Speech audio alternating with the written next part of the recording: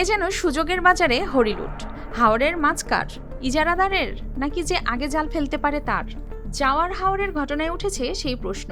চূড়ান্ত সময়ে মাছ ধরার কথা ছিল নিয়ন্ত্রিতভাবে, কিন্তু বাস্তবে আচমকা আসে হাজারো মানুষের ঢল, যার স্রোতেই ভেসে যায় 25 লাখ টাকার মাছ।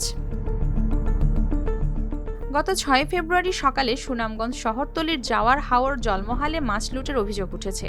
সুলতানপুর, হাসাননগর সহ কয়েকটি এলাকার লোকজন একযোগে জাল ফেলে মাছ ধরে নিয়ে যায় বলে ইজারাদার পক্ষের দাবি।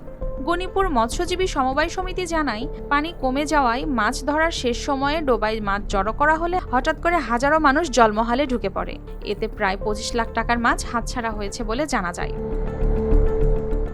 এ বিষয়ে স্থানীয় প্রশাসন জানায়, জোর করে মাছ ধরা বা লুটপাটের বিষয়ে লিখিত অভিযোগ পেলে তদন্ত করে আইনগত ব্যবস্থা নেওয়া হবে। এ ঘটনার পর হাওড়াঞ্চলের জলমহল ব্যবস্থাপনা ও নিরাপত্তা ব্যবস্থা কতটা কার্যকর, এ নিয়ে উঠেছে নতুন করে প্রশ্ন। News desk, RTV।